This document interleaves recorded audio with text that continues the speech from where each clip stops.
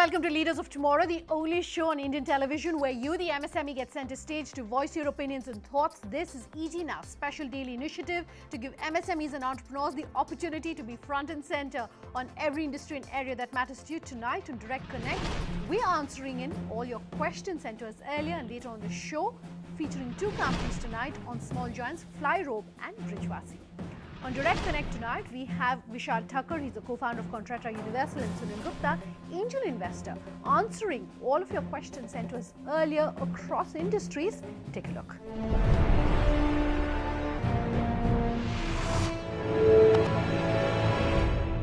Vishal, Sunil, gentlemen, thank you both very much for taking the time out to be here tonight. We've got a lot of questions that have come in, so let's kick start with our first query. This is a call that's coming to us from the line of T. Venkatanarayanan. Go ahead. GST has been a game changer, we understand. However, the input tax credit refund is a little bit of inconvenience and time consuming for all the exporters. My primary question to the government is, they should ease the convenience of operation because the ITC for exporters block a lot of working capital funds. So the exporters will have difficulty in the funds flow. So my specific question is that the government should look at how to ease the working capital lock of funds in the GST regime of ITC refund. Okay, so a gentleman himself, or rather he's not thinking about himself, there's a question that he has for the industry that he operates in. So let me come to you, Vishal, on that. Okay, so for exporters, there are two options under GST. One is that you regularly procure your material from the supplier and then take 90% of the tax paid as refund within 7 days of the invoice being uploaded on the GST server, and balance 10% would come to you when your supplier would file his return in the next month. This is a normal route, and then another route available is the LUT route. So an exporter can produce a letter of undertaking to his supplier stating that please don't charge any GST to me because all the material that I am procuring is meant for the export. So any one of the option which is comfortable and suitable, Mr. Venkatanarayanan can take, and I think it will be very easy for him. Because he was trying to compare the earlier regime where there were upfront exemptions. Now he has to claim for those refunds. Venkatanarayanan, that's in response to the question that you've sent in. All the information that you need, like our experts are saying, available once you do file for your GST and once you do log in. So hope that answers the question that you had in mind. Our next query is also called. This is coming to us from the line of Hariom Mahajan. Go ahead, Hariom. We are manufacturing, wholesalers and traders of chemicals, textiles, adhesive paints, paper, leather, woods and sealants. So I want to know, there is any helpline number when startups can raise questions with regards to the business or other details? In response to Hariom, specifically whatever industry it is there like a one-stop shop he can access? See, there is a Department of Industrial Promotion and Policy called DIPP, and under that department, the Startup India scheme has been started. So they have a helpline available, which is the toll-free, where a person can reach out in terms of understanding what are the exemptions, what are the possible incentives offered to specific industry. But from the startup point of view, yes, that startupindia.gov.in is a site where he can get that number. Okay. Hariom also can connect with CII. There is a helpline number available with CII, which is the apex industry body, and he can get connected with CII and can get answer to virtually any question in any area. Is pretty much sector agnostic, and CII is now very sensitive towards handling questions of startup. So Hariom, then you've definitely called in with the right question, whether it is CII or whether it is DIPP. There are a lot of forums where you can get the information that you're looking for. Thanks for calling in with that. Our next question is also called, coming to us from Preeti Jain. Go ahead, Preeti. We are the manufacturer of CNC machine components, casting products and fork components. So my main question is, how can we get the growth in our industrial market from one level to next success level? So I presume the target customer for Preeti is automotive industry, where these kind of components are required. So there is a significant growth happening in industries and there's a big amount of demand. But at the same time, she want to be aligned with the industry standards. So what is happening in the marketplace is that every industry, for example, automotive industry is going for electrification, electrifying the vehicles, where the whole dimensions of the component requirement will change. In fact, substantially it will get reduced from the number of components what are used in the current vehicles. So she should definitely think of in terms of going forward how to cater to that kind of a segment in the marketplace. What I can say is that with Make in India coming in, there are several other opportunities opening up for because these are basic machine components which would be required across industry. So I think Preeti should do some kind of market research where she can find innovative applications to the machines that she is producing, because they have wide variety of applications. So there are many niche areas which she can cater to and kind of make sure that her cash flows are sufficient to kind of keep her going. Okay.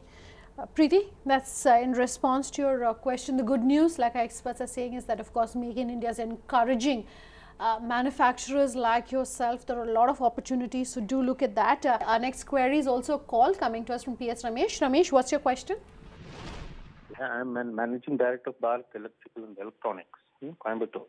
And my question is, these multinational companies, they have such a huge buying power, and they are getting the raw material 50% of the cost as what we are getting. So they are more competitive in the market. So how can we handle this kind of problem? This is my question. All right, competing with MSMEs, competing with larger peers, we talk about that all the time on Leaders of Tomorrow. What would you suggest? Okay. So one very clear way of competing with MNCs is the area of service. A smaller player can provide after sales service at much lesser cost compared to a multinational company.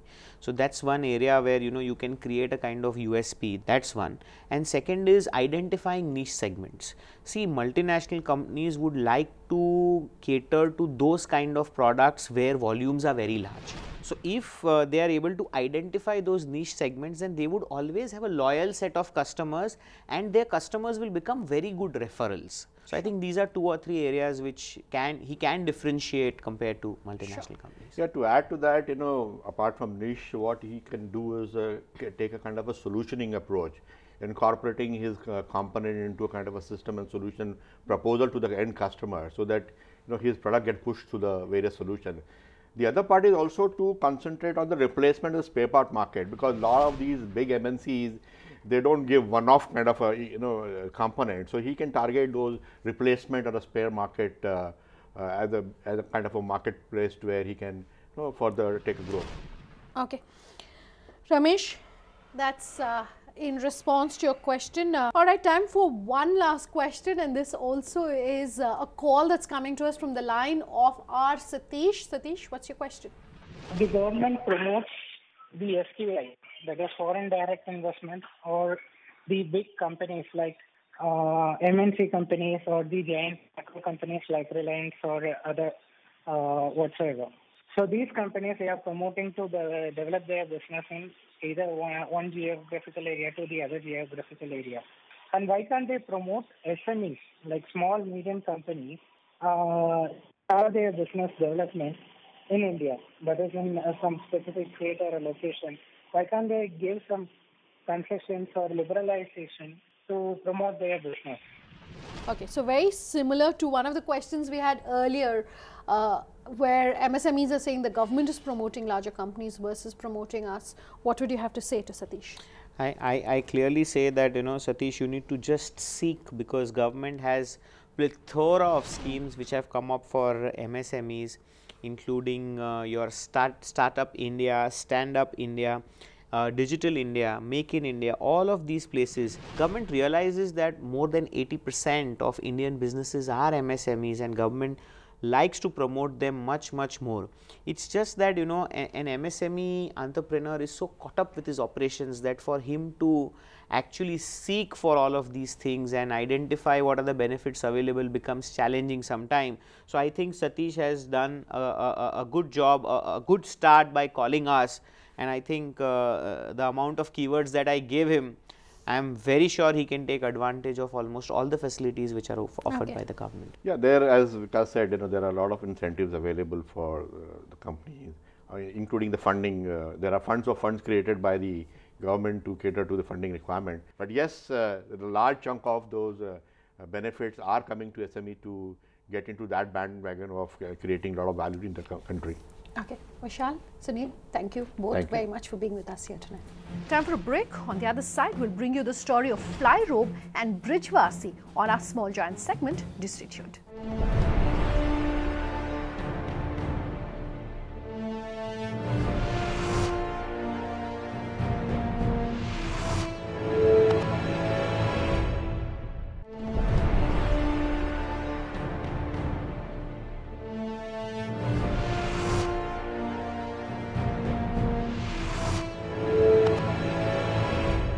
With us here on Leaders of Tomorrow, and tonight we're bringing you the story of Flyrobe as well as Brijwasi on our Small Giant segment.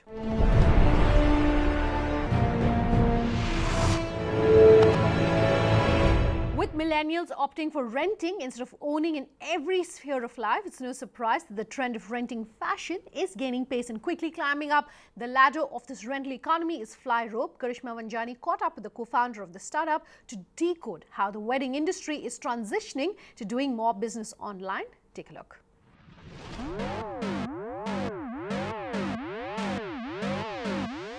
Are you looking to avoid an expensive purchase this wedding season? Are you tired of splurging on countless outfits for every bridal shower? Just rent it. Given the price tag of wedding dresses in boutiques and department stores, it's no wonder brides-to-be are searching for cheaper alternatives online. The online Indian wedding rental market is pegged at 3 to 4 billion and it's only growing further. Getting on this bandwagon is Flyrobe, one of India's largest players in the fashion rental space. Flyrobe allows you to rent designer wear and premium brands at a fraction of the retail price. Shreya, my first question to you is, what was the inspiration behind Flyrobe? What made you believe that Indian people are ready for this fashion leasing market?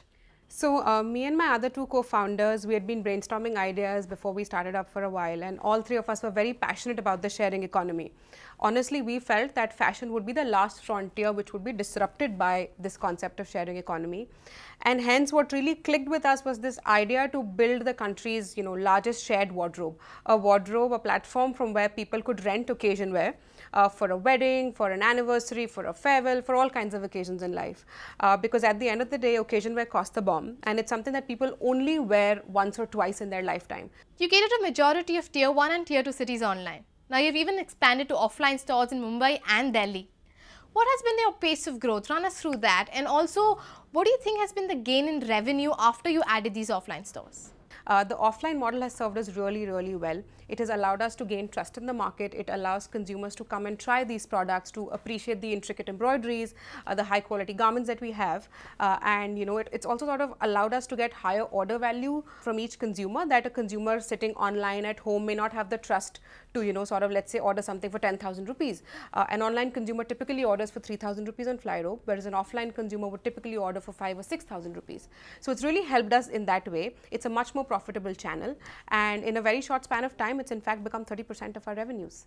Okay, so let's talk about GST now. GST has been India's biggest tax reform, and from what I understand, any garment that's more than 1,000 rupees is supposed to be having a 12% tax. I want to understand, how does it work for a rental company like yours? Does the same apply to your company? Yes. And if yes, what has been the impact on sales? Absolutely. So for us, GST is applicable as a rental company as well, and I would say it's really been beneficial for a service like ours, because now we can take the benefit of input tax credit. So we are charging the consumer a GST, and we are paying GST on things like rent, on our garment sourcing, on other things like that, and we're able to offset the two taxes. So technically now it's actually been a benefit for us as a company. And for the consumer, there's been no change in our prices. Our prices have always been tax inclusive, and because we can take the input credit, we've not passed on any additional prices. Last year, Flyrobe raised 5.3 million to investor funding. You've also been a part of private equity funding space. You've been on both sides of the table. Do you have any insights into how to deal with investors? I think one thing that people sort of give less importance to is selection of who your investor is going to be. I think that's equally important as how much money are you looking to raise, what valuation are you trying to get, because I think investors are not just there to give you money, but they should also be adding some value in your company, in your growth, other than just being providers of capital. That's definitely one thing. The other part about raising capital is obviously that one needs to have the right kind of metrics, one needs to be able to sell their vision to an investor, because investing is all about having very little of the past and believing a lot about the future potential of a company. Textile wastage is growing at an alarming rate in India.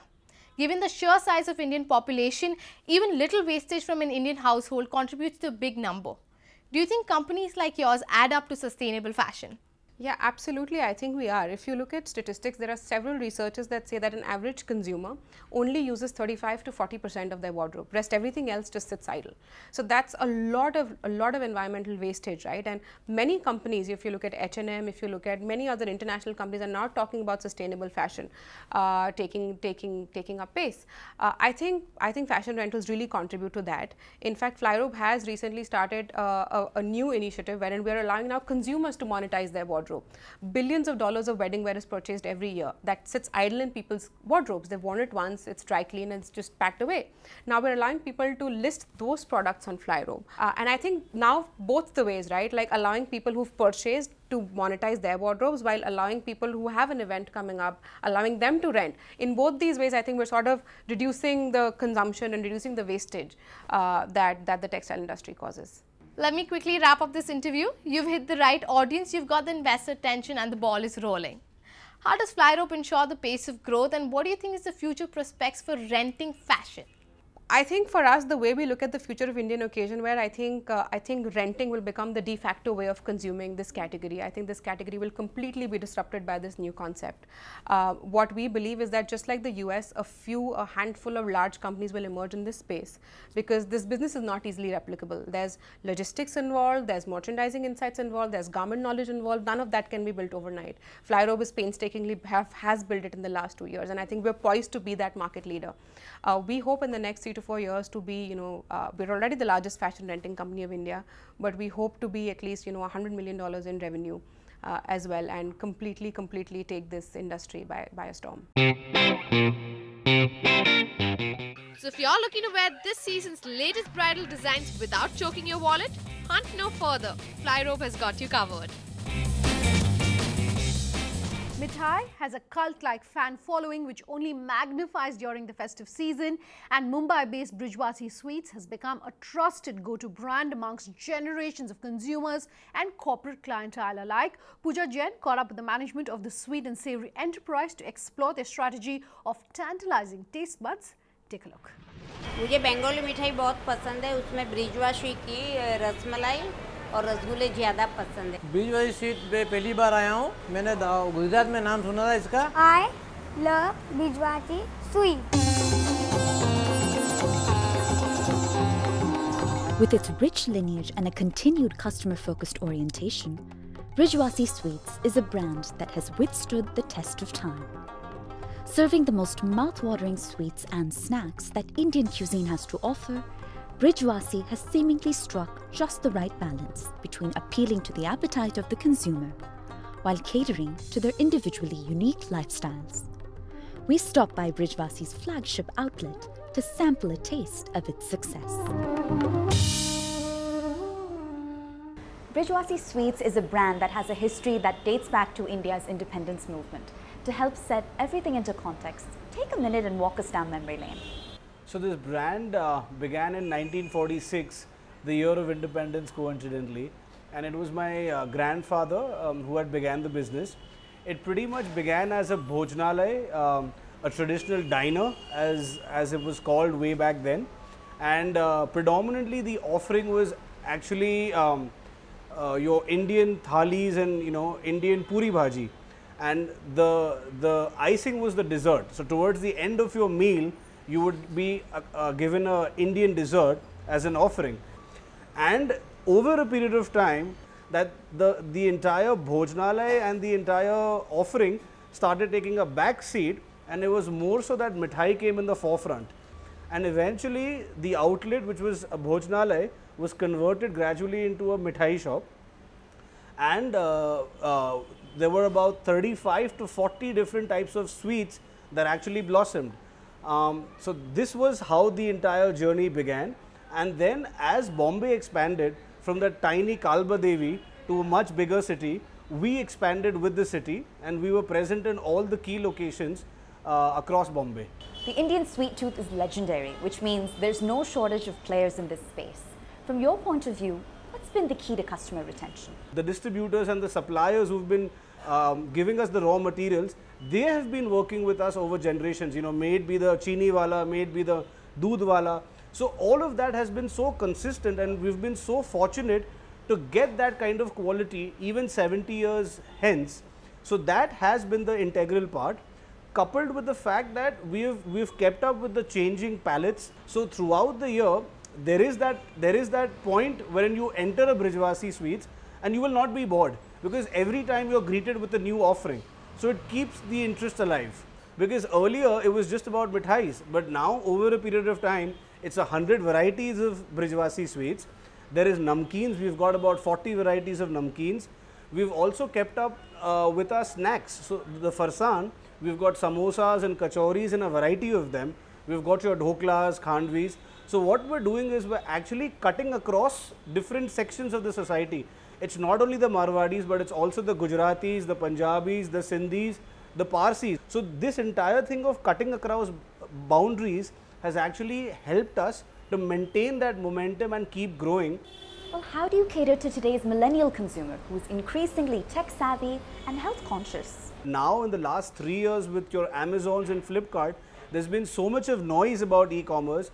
Even your tier 2 and tier 3 is aware of it. But 7 years ago, it was just internet. There was no e-commerce as a word that was coined as much.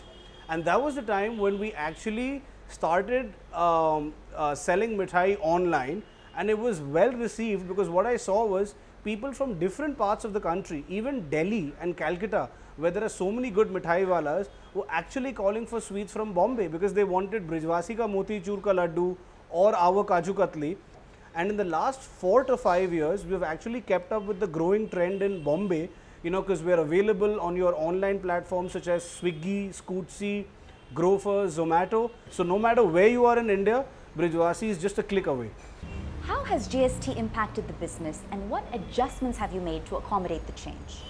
So honestly, with GST, there were a lot of fears. There were a lot of apprehensions as to how it's going to pan out for us. But over a period of time, we're so thankful that, you know, we've got clarity that mithai continues to stay at 5% GST. Previous to GST, we were at 6% VAT. So thankfully, we were safe out there. However, the namkeen and the farsan, which is your samosas and kachoris, they have moved on from 6% VAT to 12% GST. However, what we have done is, since we know this is a common man's food, it's a common commodity, we have absorbed the prices to quite an extent. So from that perspective, the consumers don't feel the pinch. You know, maybe a samosa before GST was 16 rupees a piece, now it's 18 rupees a piece. And what can customers look forward to from Brijwasi Sweets this festive season?